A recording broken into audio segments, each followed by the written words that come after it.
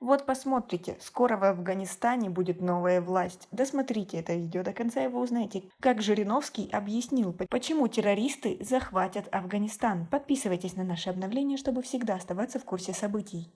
Мы уже много раз говорили, признать движение талибов. Это нам выгодно сегодня. Продолжаем поддерживать тех, кого вышвырнули с Афганистана. Тратим на это силы и время. А потом там начнется война. И мы же будем говорить, как это все случилось. Участники запрещенного в России радикального движения неизбежно захватят власть в Афганистане. Об этом сообщают со ссылкой на телеграм-канал лидера партии ЛДПР Владимира Жириновского. По словам политиков, США забыли, что именно они создали талибов для борьбы с советскими войсками. Но наши военные оттуда ушли, а они остались, и теперь миру придется их признавать правительством Афганистана, подчеркнул Жириновский.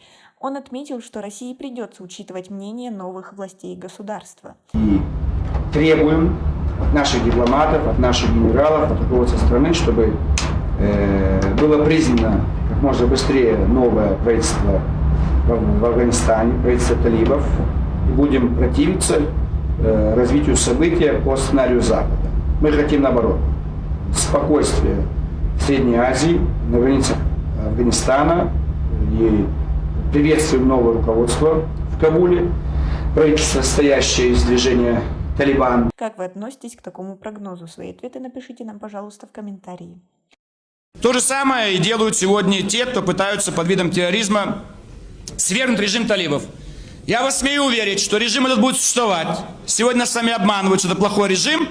Наша страна обязана считаться с теми, кто будет руководить этой исламской республикой, заявил Жириновский. Мнение о том, что правительство Афганистана падет после вывода войск США из Афганистана, неоднократно озвучивали мировые политические деятели и военные эксперты. Однако президент республики Ашраф Гани уверен, что несмотря на тяжелые времена, стране удастся побороть натиск террористов. Напомним, что боевики активизировались с началом вывода войск США и НАТО из Афганистана. Боевики продолжают захватывать провинции и города страны.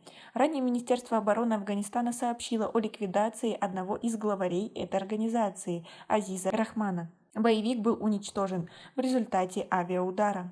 Всего за прошедшие сутки правительственные войска ликвидировали 267 террористов. Количество раненых достигла 119. На данный момент вооруженная группировка остановилась в жилых кварталах города Газни, в 100 километрах к югу от Кабула. Как вы относитесь к такой ситуации? Свои ответы напишите нам, пожалуйста, в комментарии. У нас пока на этом все. Оцените наше видео подпиской и лайком. До скорой встречи!